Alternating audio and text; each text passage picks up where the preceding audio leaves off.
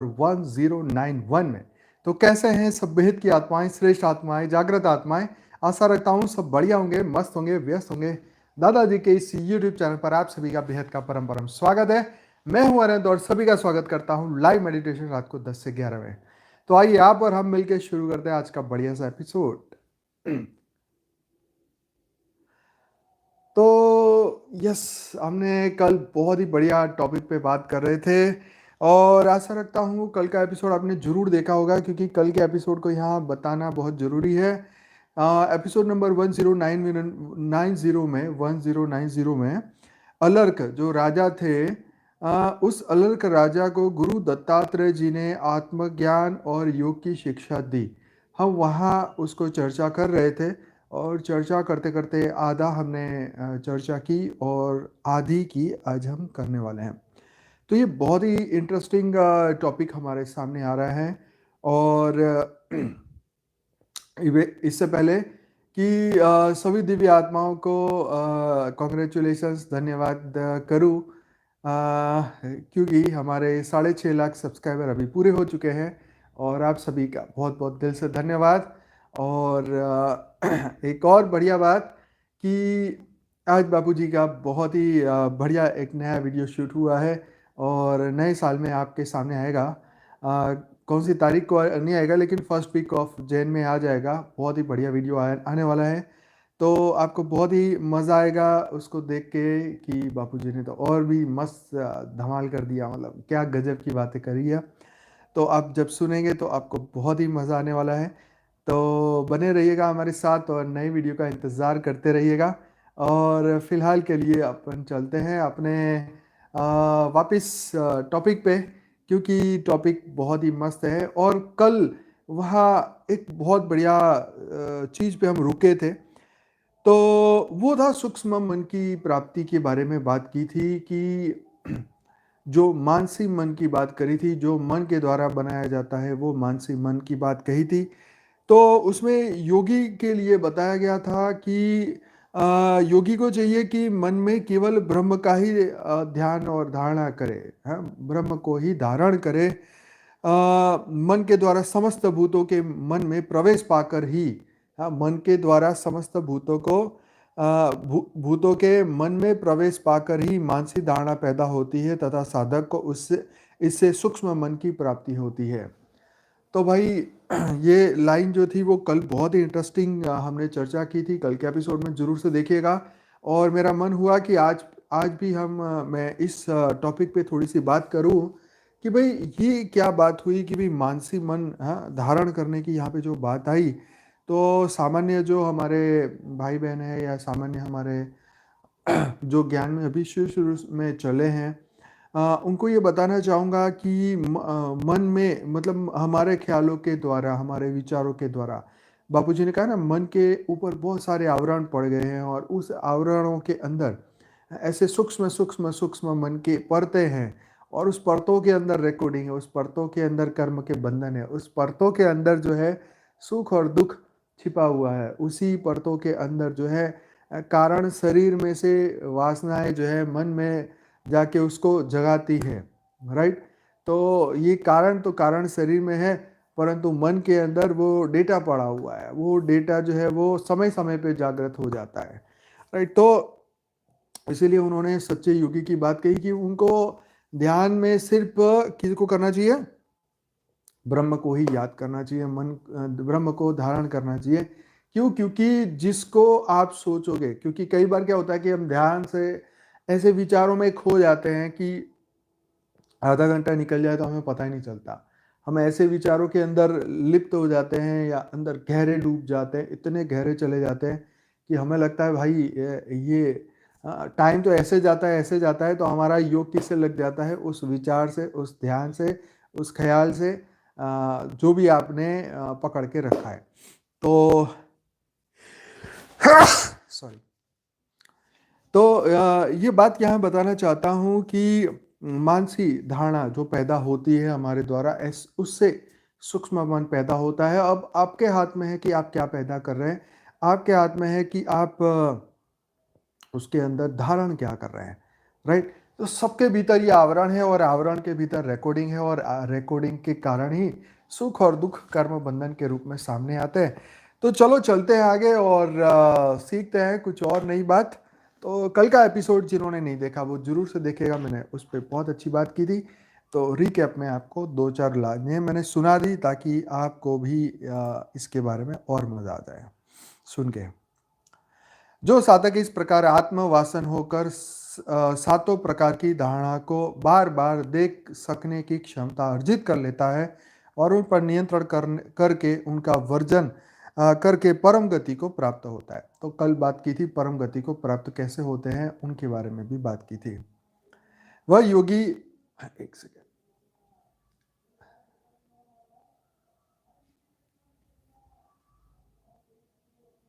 बहुत सारे ऐसे ऐसे लाइनिंग्स आ रहे हैं ना, पट्टे आ रहे हैं। ये कल भी आ रहे थे या आज ही आ रहे हैं? जरा मुझे बताना, मैं चैट चालू करता हूँ। यस, थैंक यू जी। तो हाँ, पट्टे कुछ कुछ आ रहे हैं ऐसे ऐसे बीच बीच में, और शायद कल भी थोड़े बहुत आ रहे थे। आज ज़्यादा आ रहे हैं या कम आ रहे हैं, ज़रा कमेंट में लिखिएगा तो मुझे समझ में आ जाएगा। ठीक है। आज आज ही है? अच्छा, कल नहीं थे क्या? ओके, कल तो मुझे थोड़ा सा दिख रहा था। दिस बिकॉज ऑफ लाइट, हाँ वो लाइट के कारण आ रहे हैं। यस, आज ज़्यादा आ रहे हैं। ओके, तो साक्षी को कहूँगा कि ज़रा वो लाइट बंद करे तो ये काम ये चला जाएगा। हाँ हाँ। तो चलिए कोई बात नहीं, जब तक आते हैं तब तक हम ज्ञान की ओर आगे बढ़ते हैं। धारणाओं का अतिक्रमण करके गमन की इच्छा से सूक्ष्म भूत में विलीन होकर ये बताया गया। यस, उधर से वो स्विच नीचे। हाँ, होने में वही। यस, तो शायद ये मैंने नई लाइट लगाई थी ना, इसकी वजह से ये आ रही थी। अब आपके सामने लाइटें कम आ रही होगी, पट्टे कम पड़ने शुरू हो गए होंगे आई थिंक। देखिएगा, बताइएगा। अब सही है? चलो ये तो बढ़िया हो गया।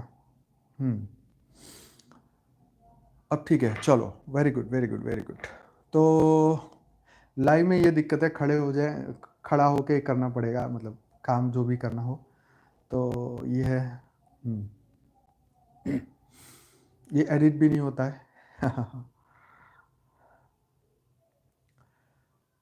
वह योगी बन सातों धारणाओं का अतिक्रमण करके गमन की इच्छा से सूक्ष्म भूत में विलीन होकर पतंग देवता आदि के शरीर में लय हो जाता है, किंतु किसी में आसक्त नहीं होता।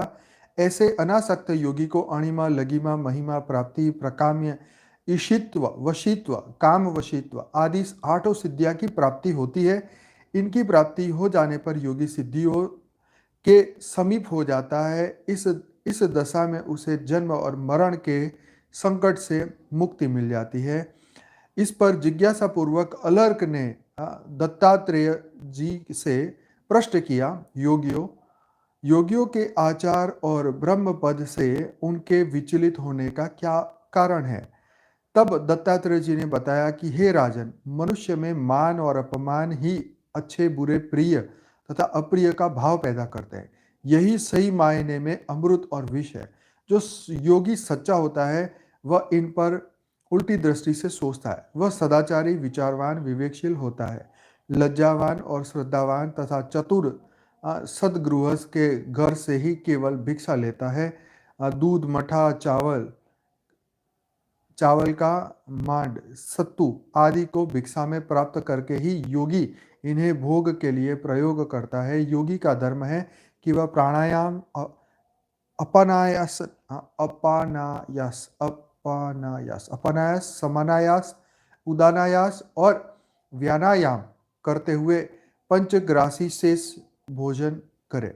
अस्थिर क्या ब्रह्मचर्य, अहिंसा तथा लोक से मुक्त होकर ही वह इन परम व्रत से प्रति हो सकता है। क्रोध न करना, गुरु की सेवा करना, अल्प आहार करना, वेद का पाठ करना और नित्य पवित्र रहना ही उसके लिए योग्य नियम है।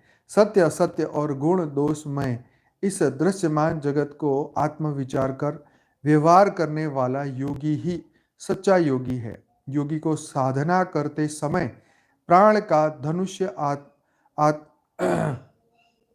योगी को साधना करते समय प्राण का धनुष, आत्मा को बाण। योगी को साधना करते समय प्राण को धनुष की तरह, आत्मा को बाण की तरह और ब्रह्म को लक्ष्य स्वरूप मानकर तन्मयता पूर्वक सिद्ध करनी चाहिए। ओम की साधना बड़ी दुर्गम और दूध साध्य है, किंतु फलदायिनी भी है। यह ब्रह्मा विष्णु महेश तथा लिखित यजु समस्व है। यह भूव स्व और स्वलोक का बोध कराती है। इसकी पहली मात्रा व्यक्ति, दूसरी अव्यक्त और तीसरी चित्त शक्ति है। अर्ध मात्रा को परम पद कहा जाता है। देखो, यस, ये ओम की बात कर रहे हैं।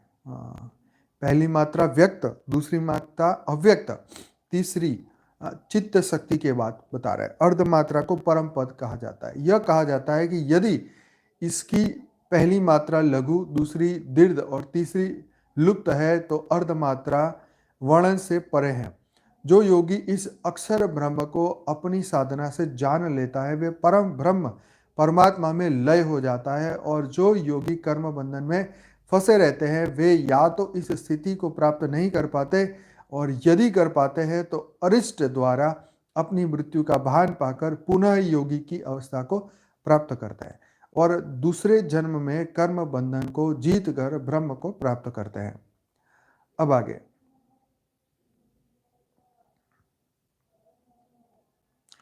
जो पुरुष आकाश में नक्षत्र को नहीं देख सकते अर्थात ध्रुव, शुक्र, मंगल, सोम और अर्दित आदि को नहीं देख पाते, उन्हें संवत्सर तक अपना जीवन शेष ही समझना चाहिए।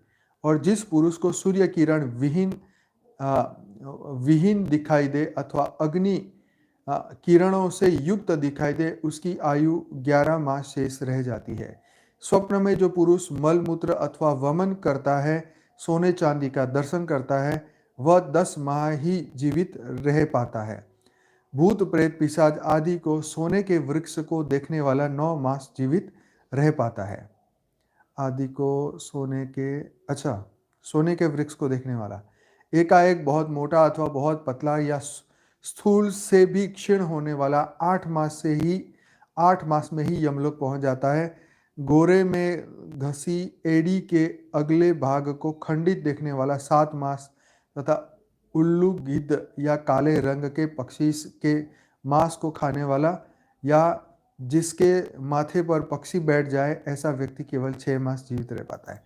भाई ये तो मुझे नहीं लगता है ये शायद इस आर्टिकल उन्होंने ऐसी बात बताई होगी, क्योंकि ये तो सब ये बातें तो कुछ ऐसी हजम होने वाली नहीं है। ये तो ठीक है, कहीं से भी डाल दी होगी बीच में, मुझे नहीं लग रहा है कि ये भगवान ने ऐसी बातें बताई होगी। तो क्योंकि आजकल देखो ऊपर कोई भी ग्रह दिखाई नहीं देते, तो इन आंखों से तो फिर तो सबका पॉल्यूशन इतना हो गया है ना, तो कुछ दिखाई नहीं देता, स्टार वगैरह। आगे बढ़ते हैं। योगी इन सभी मृत्यु लक्षणों पर उचित जगह पर बैठकर आत्मा को ब्रह्म में कर इन इंद्रियों से परे और विषयों के पार साधक करते हुए परम पद को प्राप्त करते हैं। बहुत मस्त बात कही है। आत्मा को ब्रह्म में कर इन इंद्रियों से परे और विषयों के पार साधना करते हुए परम पद को प्राप्त करते हैं। तो योगी की बात कही कि वो किस तरीके से परम पद को प्राप्त करते हैं। ऐसे कोई योगी किसी भी प्रकार का मोह या ममता अथवा भेद दृष्टि का प्रभाव नहीं होता। ऐसे योगी को मोह, ममता और भेद दृष्टि का प्रभाव नहीं पड़ता। कल मैंने बताया था ना, ममता का अर्थ क्या बताया था कि मैं की ममता, जहां मैं हो, मेरा हो, वहां ममता अपने आप जुड़ जाती है। राइट। महाराज अलख ने इस प्रकार दत्तात्रेय जी के द्वारा ज्ञान प्राप्त करके प्रसन्न होकर उन्हें बहुविधि प्रमाण प्रणाम किया और यह रहस्य घटित किया कि काशी नरेश तथा राजा सुबाहु उनके शत्रु नहीं बल्कि परम प्रिय हित साधक और उन्हें मोह से जगाने वाले हितैषी सिद्ध हुए हैं। तो भाई अलर्क राजा का जो एक भाई था, वो चाहता था कि उनकी गद्दी वो ले ले, और वो अभी रिटायरमेंट के चक्कर में नहीं थे। तो फिर उन्होंने किसी दुश्मन के साथ मिलके उनसे मैसेज भेजा कि तुम मुझे राज्य दे दो, नहीं तो फिर हमला कर देंगे, और ऐसा ही हुआ।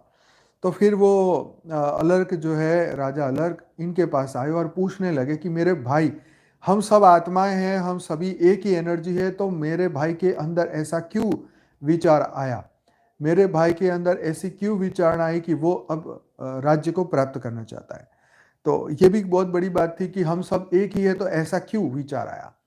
तो भाई एक ज्ञान की दृष्टि से एक है, लेकिन क्या बोलते हैं, व्यवहारिक दृष्टि से, व्यवहार की दृष्टि से सबको फ्री विल मिली है ना। तो ये अपनी फ्री विल जो सबको जो फ्री विल मिली है, वो फ्री विल का इस्तेमाल हर एक व्यक्ति करता है, ठीक है। तो कैसे फ्री विल को यूज करना है, हर व्यक्ति अपने ज्ञान और अज्ञान से तय करता है। इसके पश्चात दत्तात्रेय जी के आशीर्वाद लेकर राजा अलर्क काशी नरेश के पास पहुंचे। अलर्क ने अपना राज्य अपने भाई सुबाहु को सौंप दिया। हाँ, तो हाँ राइट, तो उसका भाई जो था, अलर्क का भाई था सुबाहु, और सुबाहु को राज्य चाहिए था। तो इसके चक्कर में अब उनकी लड़ाई हुई और फिर उन्होंने ये राज्य को उनको दे दिया, अभी जैसे यहाँ लिखा है। लेकिन जहाँ काशी नरेश ने उनसे युद्ध करने और क्षत्रिय धर्म का पालन करने के लिए कहा, तो अलर्क ने जो ज्ञान दत्तात्रेय जी से प्राप्त किया था उसके अनुसार अपना तर्क प्रस्तुत करके अपने भाई सुबाहु को और काशी नरेश को मंत्र मुक्त कर दिया। तो उन्होंने भी उनको आत्मज्ञान दे दिया। अलर्क से इस प्रकार ज्ञानपूर्ण बातचीत से प्रसन्न होकर सुबाहु उनका हृदय से अभिनंदन किया। वास्तव में अलर्क को यह ज्ञान प्राप्त करना ही उसका उद्देश्य था, राज्य प्राप्त करना नहीं। ओहो, ये तो कहानी में जबरदस्त ट्विस्ट आ गई। तो सुबाहु चाहता था कि मेरा भाई जो है ये ज्ञान प्राप्त करे। उनकी माता ने एक उनको अंगूठी दी थी कि भाई जो भी ऐसी इमरजेंसी सिचुएशन हो तो ये अंगूठी के अंदर एक मंत्र लिखा है, इसको पढ़ लेना। और जैसे उनको ये सिचुएशन दिखाई दी, वो अंगूठी में मंत्र पढ़ा और गुरु के पास गए, दत्तात्रेय जी के पास, और उन्होंने उनको ये ज्ञान दिया उनके कहने पे। राइट, अलर्क ने कहा कि भगवान मुझे ये सिचुएशन में क्या करना चाहिए, मुझे वो ज्ञान दो। तो ये चीजें सामने आई। तो सुबाहु के इस व्यवहार काशी नरेश ने आश्चर्यचकित होकर कहा कि हे बंधु, आप यह कैसे व्यवहार कर रहे हो, आपको तो अलर्क को शत्रु मानकर मुझसे आक्रमण करवाया। तो पहले सुबाहु ने उसके भाई ने ही वो नरेश से मिलके उसके अलर्क के ऊपर आक्रमण कराया, और अब आप इतने उदार हो गए और ऐसा व्यवहार क्यों कर रहे हो। इससे आपको क्या मिलेगा, जिस उद्देश्य की प्राप्ति आपको चाहिए थी वो कैसे मिलेगा। इस पर सुबाहु ने बताया कि राजन, मैं चाहता हूं कि अलर्क मेरा छोटा भाई ही नहीं परम ज्ञानी राजा भी है। हम दोनों ने ही एक माता का स्तनपान करके ज्ञान उपदेश पाया था। तो उनकी माता जो थी वो बहुत ही ज्ञानी थी और उन्होंने अपने सभी बच्चों को ब्रह्म ज्ञान दिया था। तो इतना सब होने पर भी अलर्क काम के वशीभूत होकर राज्य में लिप्त रहा, जबकि इसे अवधि पूरी होने पर निर्लिप्त भाव से अपनी संतानों को राज्य सौंपकर वानप्रस्थ ग्रहण कर लेना चाहिए था।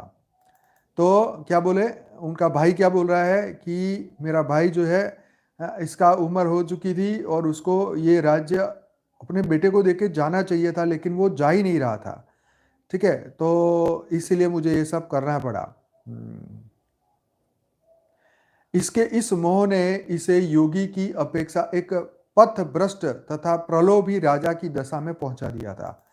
तो देखो सुबाहु कितना अच्छा था कि अलर्क की आंखें खोलने के लिए उसने युद्ध तक करवा दिया दुश्मन के साथ मिलके अपने भाई के ऊपर, ताकि उसका भाई तकलीफ में आए और फिर वो गुरु के पास जाए और फिर उसको ये ज्ञान हो तो फिर देखो इसने भी राज्य भी नहीं लिया और भाई को मतलब आत्मज्ञान की ओर और मोक्ष की ओर पहुंचाने के लिए कितना भाई भाई एक दूसरे को मदद कर रहे हैं, बहुत बड़ी बात है। मुझे भी इसके साथ इस प्रकार का पथभ्रष्ट रूप रूप से मैं अत्यंत क्लेश हुआ। मैंने इसके कल्याण की कामना की मैंने इसके कल्याण की कामना के वशीभूत होकर ही सन्मार्ग पर लाने के लिए तुम्हारा सहारा लिया था नरेश। मेरा उद्देश्य सफल हो गया। अपने इस अनुज को ज्ञान लाभ कराकर मैं अपने कर्तव्य से पूर्ण अनुभव कर रहा हूं। सुबाहु ने इस प्रकार जानकर राजा ने उनसे कहा कि धर्मनिष्ठ योग्य वृत्ति साधक आपके अलर्क को तो कल्याण किया, अब अपने सत्संग से कुछ मेरा भी तो उद्धार कीजिए। इस पर सुबाहु ने कहा कि हे राजन, आप चार पुरुषार्थ में धर्म अर्थ काम से युक्त हैं। आप मोक्ष के विषय में मेरा प्रवचन सुनिए। मैं मेरा आदि से विरत होकर धर्म की समान रूप से समालोचना करके उसका आचरण करके व्यक्त से अव्यक्त तक प्रकृति पर्यंत सभी विषयों को जान लेना चाहिए। इतना सब कुछ जानकर ही आप ज्ञान लाभ कर पाएंगे, क्योंकि देह आत्मा से परे हैं और देह में आत्मबोध करना तथा जो अपना नहीं है उसे अपना समझना केवल मूर्खता है। देखो कितनी बड़ी बात करी भाई, ये कितनी बड़ी बात है। एक आम इंसान जो है कभी इसके बारे में ऐसा नहीं सोचता। देखो क्या क्या मस्त बात कही है, हाँ? ये लाइनें हर व्यक्ति के लिए बहुत इंपॉर्टेंट है। तो देखो क्या बोला, मेरा आदि से विरत होकर धर्म की समान रूप से समालोचना करके उसका आचरण करके व्यक्त से अव्यक्त तक प्रकृति पर्यंत सभी विषयों को जान लेना चाहिए। हाँ, व्यक्त से अव्यक्त ज्ञान को जान लेना चाहिए और प्रकृति अव्यक्त तक प्रकृति पर्यंत प्रकृति के साथ सभी विषयों को जान लेना चाहिए। इतना सब कुछ जानकर ही आप ज्ञान लाभ कर पाएंगे। तो ज्ञान प्राप्त करने के लिए, तत्व ज्ञान प्राप्त करने के लिए आपको सब कुछ ये समझना पड़ेगा, क्योंकि देह आत्मा से परे है। हम सामान्य मनुष्य सोचता है कि हम ही देह हैं, परंतु क्या बोला, देह आत्मा से परे है, मतलब आत्मा देह से परे है। और देह में आत्मबोध करना, देह में इस शरीर में रह के आत्मबोध करना तथा जो अपना नहीं है उसे अपना समझना केवल मूर्खता है। राइट। तो इस देह में इस देह में आत्मबोध करना बहुत ही कठिन है। जो अपना नहीं है उसको अपना मानना एकदम मूर्खता है। राइट। तो ये जो आत्मा है वो देह से परे है, ये बात यहाँ सिखा रहे सुबाहु। इस प्रकार सुबाहु अपना प्रवचन देते हुए वहां से गमन कर गए। काशी नरेश ने अलर को सम्मान पूर्वक विदा कर दिया। अपने ज्येष्ठ पुत्र को राज्य सौंपकर अलर्क भी सिद्धि प्राप्त करने के लिए सुबाहु का अनुगमन करने लगे। तो भाई अब सिद्धि की ओर चल पड़े। राइट। अपने ज्येष्ठ पुत्र को राज्य दे दिया और सिद्धि की ओर चल पड़े। अलर का यह पूरा दृष्टांत यह सिद्ध करता है कि पूर्ण रूप से समस्त प्रकृति का ज्ञान कर लेने पर यह दृश्यमान जगत नारावान लगता है। शंकराचार्य जी कह रहे थे ना, शंकराचार्य जी कह रहे हैं, क्या बोलते हैं, ब्रह्म सत्य और जगत मिथ्या। तो ये कब लगता है, ये तब लगता है कि जब प्रकृति का ज्ञान प्राप्त कर लेने पर यह दृश्यमान जगत नारावान लगता है। मतलब ये नाशवंत है, खत्म होने वाला है। ये इससे सत्यता हमें जान पड़ेगी और मनुष्य इसे एक बंधन समझता है। ये बहुत बड़ी बात है। ये सिर्फ ज्ञानी कर सकते, अज्ञानी नहीं कर सकते। ज्ञानी ही ये मनुष्य इसे बंधन समझता है। तो ये मृत्यु लोक एक बंधन है, ज्ञानी के लिए एक बंधन है। राइट। और एक सामान्य मनुष्य के लिए बंधन नहीं है, वो तो एंजॉय कर रहा है, वो तो इसको स्वर्ग मान रहा है। जिसके पास 100 करोड़ रुपया है, बढ़िया सा खाना पीना, बंगला, गाड़ी, महल है, उसको लगता है ये तो स्वर्ग है। एक बार वो सोनू निगम का कुछ ऐसा टॉक आ रही थी, पता नहीं किस में, तो इंस्टाग्राम में एक रील आई, तो उससे कहा अरे यही तो स्वर्ग है, यहाँ पे सबको सब कुछ मिल रहा है, ये वो। मतलब जिस सेंस में वो बोल रहे थे उससे वो बताना चाह रहे थे कि अभी सत्युग का समय चल रहा है। तो मैंने उसमें कमेंट में लिखा कि भाई ये घोर कलयुग है, घोर कलयुग। खैर मैं यहाँ यही कहना चाहता हूँ कि सत्युग जिनके अच्छे कर्म है उनको तो लग रहा होगा ना ये सतयुग है, लेकिन सतयुग में ऐसा नहीं होता, यह सत्य का युग होता है। राइट, वहाँ सतयुग में भूत प्रेत नहीं होते, वहाँ फ्रीज हो जाते हैं। यहाँ तो देखो भूत प्रेतों का राज चल रहा है। राइट, तो भाई अच्छा लग रहा है तो वीडियो को लाइक भी कर लो, और उसके लिए ना राइट साइड में तीन डॉट दिए हुए हैं वीडियो के आपकी स्क्रीन के ऊपर 3 डॉट है, उस पर क्लिक करो, वहाँ लाइक का बटन दिखेगा, वो एक बार प्रेस कर लो। ठीक है जी, बहुत बहुत धन्यवाद। तो भाई मनुष्य इसे एक बंधन समझता है जिसे वह ब्रह्म ज्ञान के तेज धार वाले यंत्र से ही काट सकता है। तो भाई ये बंधन कैसे कटेगा? ब्रह्म ज्ञान से। बहुत बढ़िया बात है। अपने पिता को सुपति ने बताया कि आपकी आज्ञा से मैं इसी को प्राप्त करने का प्रयत्न करूंगा, और ऐसा कहकर वह पुत्र वन को चला गया। पिता ने भी वैसा ही करके सिद्धि प्राप्त करी। पक्षियों ने यह सारा वृतांत सुनकर कहा कि हे ऋषि मुनियों, इस अलंक और दत्तात्रेय प्रसंग को सुनने और पढ़ने वाले श्रद्धालु साधक वर्ष वह वर्ष देवताओं के एक दिन और एक रात के समान समान होता है। फिर से पढ़ता हूं, इस अलंक और दत्तात्रेय प्रसंग को सुनने और पढ़ने वाले श्रद्धालु साधक वह वर्ष देवताओं के एक दिन और एक रात के समान होता है। ओके ओके, तो इन्होंने जो ज्ञान दिया मुझे ऐसा लग रहा है कि देवताओं का एक दिन था और एक रात के समान होता है। उत्तरायण उत्तरायण दिन होता है और दक्षिणायन एक रात होता है। इस प्रकार देवताओं के नाम से 12,000 वर्षों में चारों युग पूरे होते हैं। तो ये देवताओं के हैं 12,000 वर्ष, मनुष्य के नहीं है, हमारे तो अलग है। ठीक है, तो भगवान दत्तात्रेय ने किस प्रकार इस सृष्टि की रक्षा की थी, अब हम ये समझेंगे। तो योग सम्राट भगवान दत्तात्रेय, बहुत आपने उनका फोटो भी देखा होगा, तीन फेस वाले होते हैं, मतलब जैसे आप देखो यहाँ पे दिखेगा आपको, यस ऐसे ही। तो हाँ, मंत्र दृष्टा ऋषि अत्रि और अनसुया के 3 पुत्र में से एक दत्तात्रेय है। यह विष्णु के अंश से पैदा हुए हैं, दूसरे दुर्वासा शिव के अंश से, और चंद्रमा ब्रह्मा के अंश से। इन तीन प्रकार तीनों देवों ने अनसुया के गर्भ में जन्म लिया। दत्तात्रेय का अर्थ ही है मैंने तुम्हें अपने आप को दिया। देखो क्या मस्त बात कही है, मैंने तुम्हें अपने आप को दिया, उसका नाम है दत्तात्रेय। क्या बात है। कृष्ण को योगेश्वर के नाम से जाना जाता है, शिव को योगियों का ईश्वर और दत्तात्रेय जी को योग के साम्राज्य का सम्राट माना जाता है। इनके पिता भगवान को पुत्र रूप में प्राप्त करना चाहते थे। प्रसन्न होकर भगवान ने कहा मैंने अपने आप को तुम्हें दिया, अस्तु।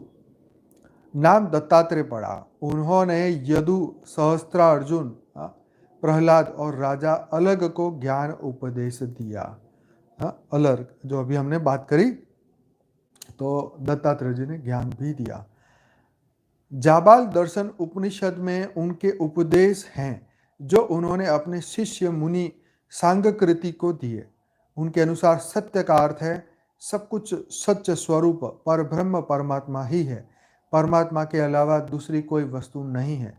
सोच का अर्थ समझाते हुए यह कहते हैं कि ऐसा जानना कि मैं परमात्मा हूं,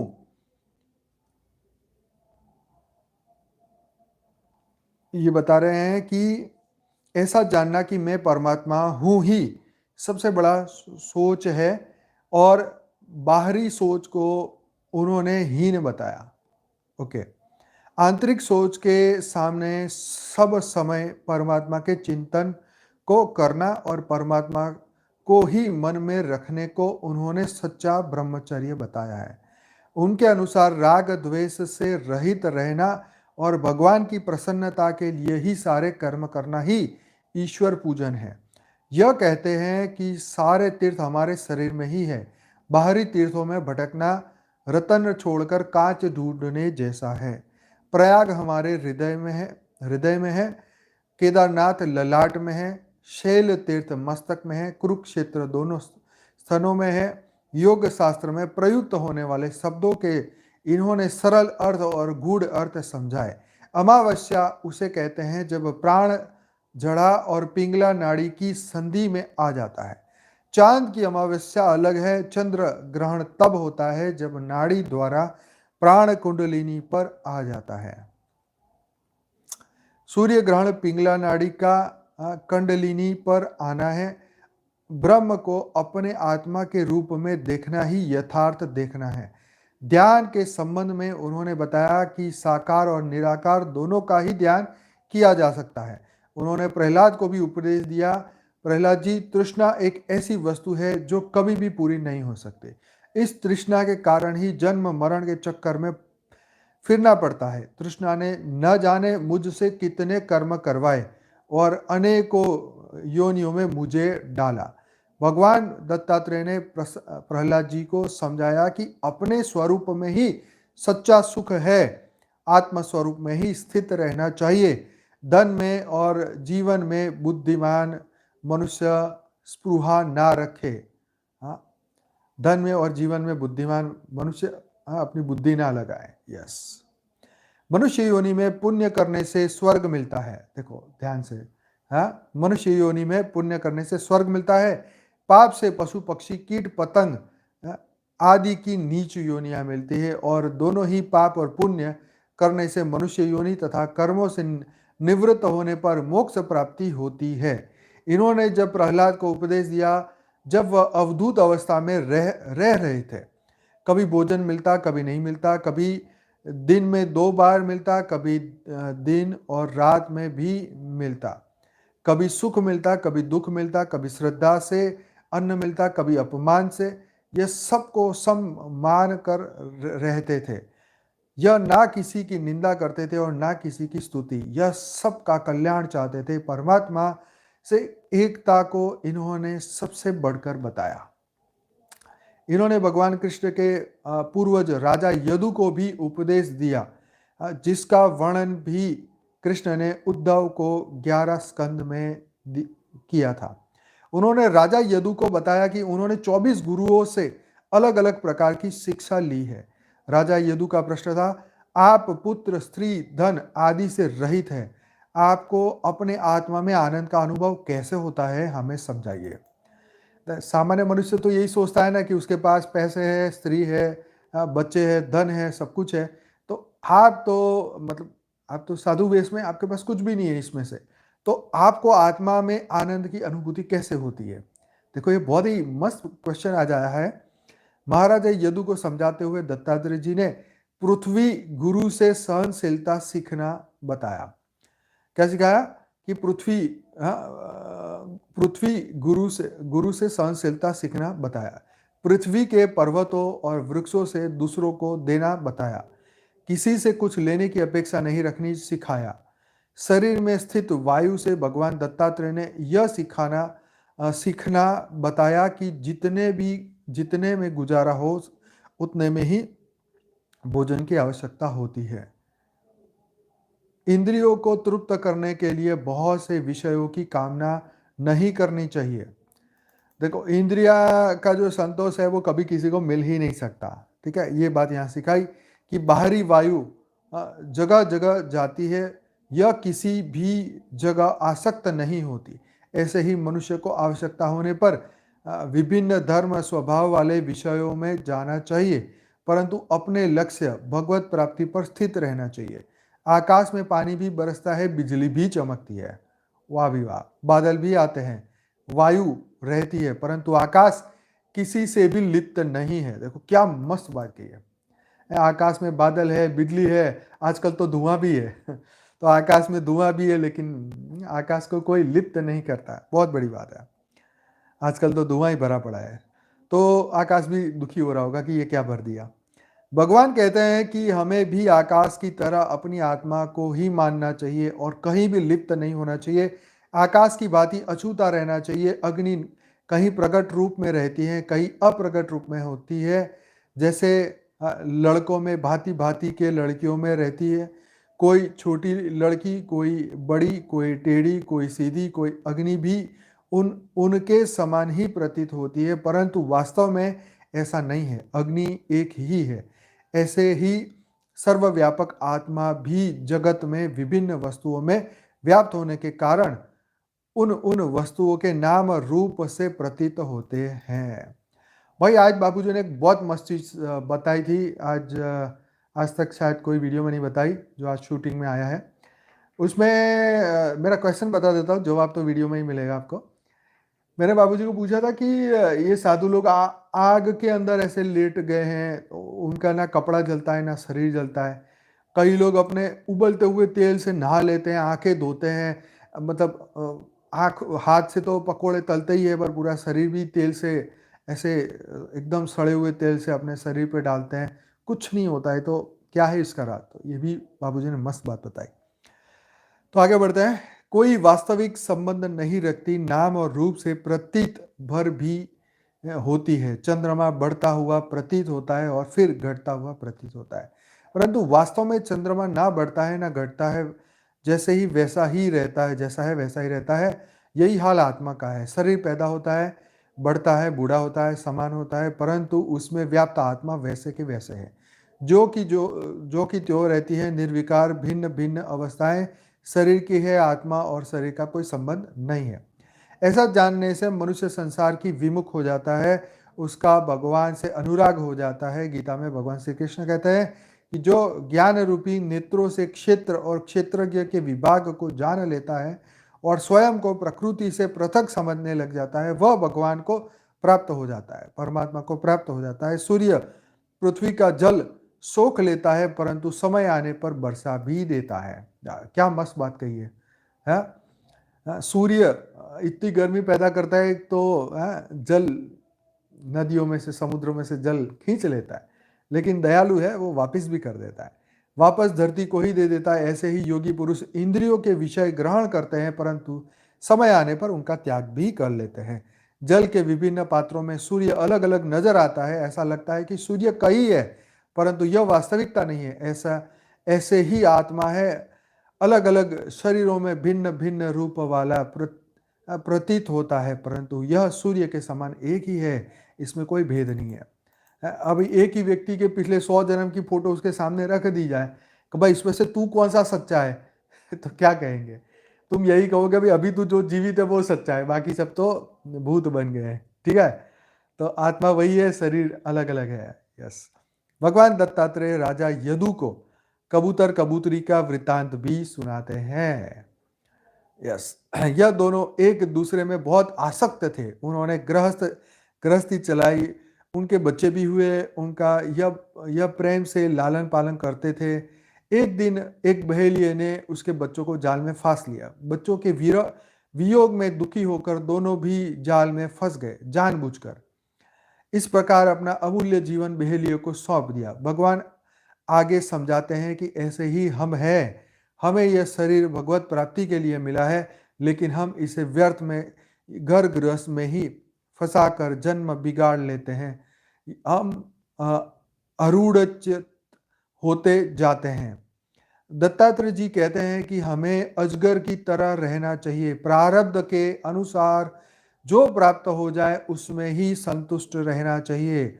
व्यर्थ की चेष्टा नहीं करनी चाहिए। निंद्रा रहित होने पर भी ऐसा प्रतीत होना चाहिए कि मनुष्य सो रहा है। कर्मेंद्रिय होने पर भी कोई चेष्टा नहीं करनी चाहिए। भगवत प्राप्ति आसान हो जाती है। हमें समुद्र की तरह रहना चाहिए। वर्षा में बहुत सी नदियां बहुत सा जल लेकर आती है, परंतु समुद्र बढ़ता नहीं। समुद्र अपनी सीमा को क्रॉस नहीं करता। समुद्र समुद्र है, उसको नदियों कितने भी पानी आ जाए कोई फर्क नहीं पड़ता। ऐसे ही गर्मी के मौसम में नदियां कम जल लेकर आती है, परंतु समुद्र घटता नहीं। ऐसे ही हमें रहना चाहिए। कोई वस्तु प्राप्त हो जाए तो प्रसन्न नहीं होना चाहिए, कुछ खो जाए तो दुखी नहीं होना चाहिए। जैसे पतंगा आग की ओर आकर्षित होकर जल जाता है, मर जाता है, ऐसे ही मूढ़ लोग, पागल लोग कंचन, कामिनी, गहने, कपड़े, सांसारिक धन, नाशवान माइक पदार्थों में फंस जाते हैं, 5 तत्वों के पदार्थ में, और अपना संपूर्ण जीवन जो भगवत प्राप्ति के लिए मिला था वो नष्ट कर देते हैं। और पतंगे की तरह ही भंवरा जैसे अलग अलग फूल में रस चूस लेता है, वैसे ही मनुष्य को चाहिए कि वह छोटे छोटे सभी शास्त्रों का सार जान ले। मधु मक्खी संग्रह करती है, परंतु उसका संग्रह करा हुआ शहद मधुहारी तोड़ कर ले जाता है। संग्रह करने के कारण मधुमक्खी को अपना शहद भी गंवाना पड़ता है और जान भी गंवानी पड़ती है, क्योंकि प्रायः शहद का छत्ता तोड़ते समय काफ़ी मक्खियों को जान चली जाती है। भगवान कहते हैं कि हम संचय नहीं करें। गृहस्थ का संचय करा हुआ धन ब्रह्मचारी और सन्यासी भोगते हैं, क्योंकि भिक्षा देने को गृहस्थ का धर्म माना जाता है। और मछली से भगवान ने यह सीख लिया कि मछली भोजन के लालच के कारण कांटे में फंसकर जान गंवा देती है। ऐसे ही मनुष्य अपने ही रस इंद्रियों के वश में हो जाता है और जीवन बिता देते हैं। जितेंद्रिय होने के लिए मनुष्य को अपने रस इंद्रियों पर नियंत्रण करना आवश्यक है। पिंगला का चरित्र भी भगवान ने राजा को सुनाया।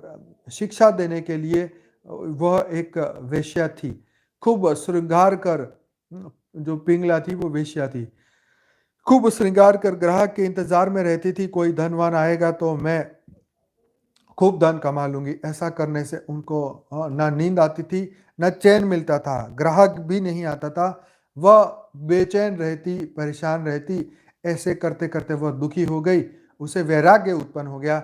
जब मैं अपने आप को भगवान को देकर भगवान को खरीद लूंगी और उसके साथ वैसे ही रहूंगी जैसे लक्ष्मी जी रहती है। मैं विषयों का त्याग करती हूँ और जगदीश्वर की शरण ग्रहण करती हूँ। प्रारब्ध के अनुसार जो मिल जाए उसी से निर्वाह करूंगी और संतोष करूंगी। दत्तात्रेय जी बताते हैं कि जब उसने पुरुष की आशा त्याग दी तब वह सुख से सो सकी। ऐसे ही हम जब संसार से कुछ पाने की आशा छोड़ेंगे और भगवान की शरण में जाएंगे, तभी हमें सच्चा सुख मिल पाएगा, जिससे हम अनंत जन्मों से जिसको खोज रहे हैं वो हमें मिल जाएगा। कुरर पक्षी के बारे में उन्होंने, दत्तात्रेय जी कहते हैं कि हमें उस वस्तु को त्याग देना चाहिए जो हमें कष्ट देता है। विषय भोग को छोड़कर भगवान की शरण ग्रहण करनी चाहिए। पक्षी के पास मांस का टुकड़ा था, जिससे आकर्षित होकर बहुत से पक्षी आ गए और उससे मांस का टुकड़ा छीनने का प्रयास करने लगे। जब इस कुरर पक्षी ने मांस का टुकड़ा छोड़ दिया तो अन्य पक्षियों ने भी उसे छोड़ दिया। वह विपत्तियों से छूट गया। आगे दत्तात्रेय जी राजा को बताते हैं कि उन्हें मान अपमान का कोई ध्यान नहीं है, उन्हें घर वालों की चिंता भी नहीं है, क्योंकि वह अपनी आत्मा ही नहीं रहते हैं। इस प्रकार से आनंद में दो ही प्रकार के लोग रहते हैं, एक तो छोटा सा बच्चा और दूसरा गुणातीत। यह दोनों ही परम आनंद में मग्न रहते हैं। अकेले रहने की सीख भी यह राजा को दे रहे हैं। एक कन्या के हाथ में बहुत सी चूड़ियां थी। वह धान कूट रही थी तो चूड़ियां आवाज कर रही थी। उसने चूड़ियां उतार दी, केवल एक ही चूड़ी एक कलाई पर छोड़ दी। इससे आवाज आनी बंद हो गई। हमें भी अकेले ही विचरना चाहिए। दूसरों के साथ रहने से झगड़ा होने का खतरा रहता है। मन को इंद्रियों के विषयों से हटाकर कैसे भगवान में केंद्रित किया जाए, वह शिक्षा बाण बनाने वाले गुरु से उन्होंने ली।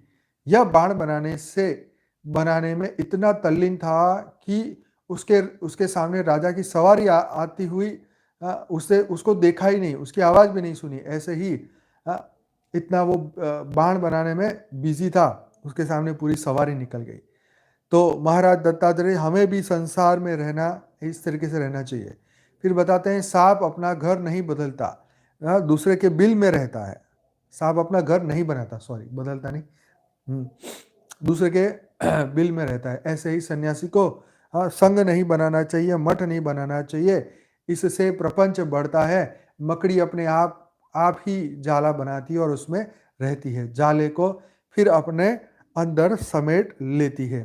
ऐसे ही भगवान है जो अपने आप से ही सृष्टि रचता है और उसी में रचना करते हैं, उसी में रहते हैं और प्रलय के समय अपने में ही समेट लेते हैं। भगवान के अलावा संसार में कुछ है ही नहीं। कृष्ण ने गीता में भी यही समझाया था कि संसार में भगवान के अलावा कुछ भी नहीं है। जैसे सूत की मणियां सूत के धागे में पिरोई गई पिरोई हुई होती है, ऐसे ही यह संपूर्ण संसार भगवान में ही ओतप्रोत है। भाई टाइम हो गया, अब देखो कितना बाकी है, तो धीरे धीरे करके बढ़ता ही जा रहा है, बढ़ता ही जा रहा है, बढ़ता ही जा रहा है अभी 5-10 मिनट का है अभी।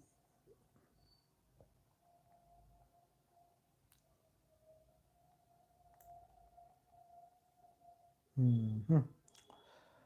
तो ऐसा करते हैं, अब कल ही इसको लेते हैं, ठीक है जी। तो आशा रखता हूँ आपको आज का एपिसोड बढ़िया सा लगा होगा, और आप सभी ज़रूर से इस वीडियो को बार बार ज़रूर देखेंगे, ताकि इसको रिमाइंड करने से, रिपीट करने से आपको बहुत ही ज्ञान रिपीट करने में परम आनंद की अनुभूति होगी। यस।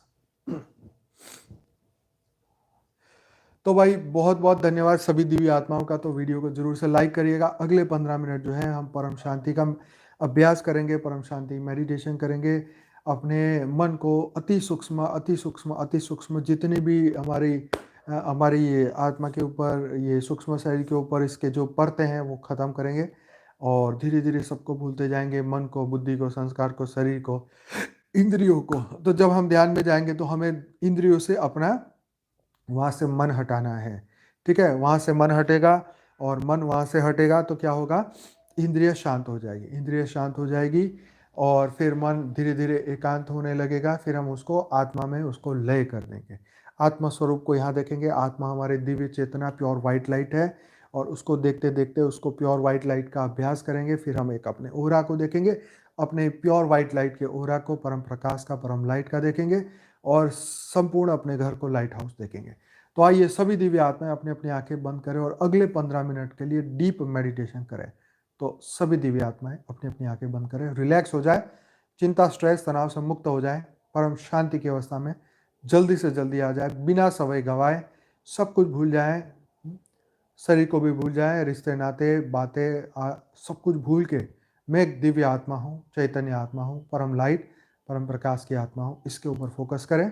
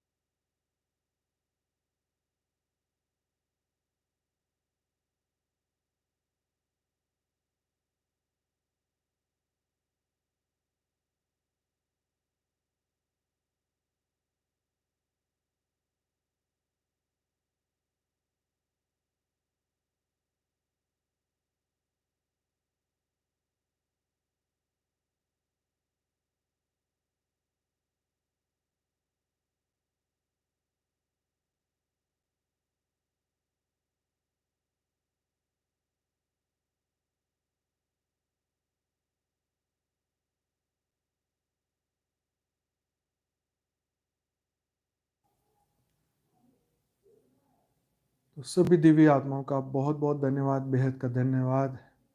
और कल रात को 10 बजे जो है साक्षी का क्लास होगा, ज्योति प्रकाश भाई के साथ लाइव टुगेदर में होगा। तो कल रात को 10 बजे उनसे होगी मुलाकात, मेरे से होगी मुलाकात अब नए साल में 1 तारीख को। तो तब तक के लिए सभी को बहुत बहुत धन्यवाद करता हूँ। वीडियो को जरूर से बार बार देखिएगा, प्रैक्टिस करिएगा, और मिलते हैं ब्रेक के बाद। बेहद की परम आशांति, बेहद की परम आशांति। बहुत बहुत धन्यवाद।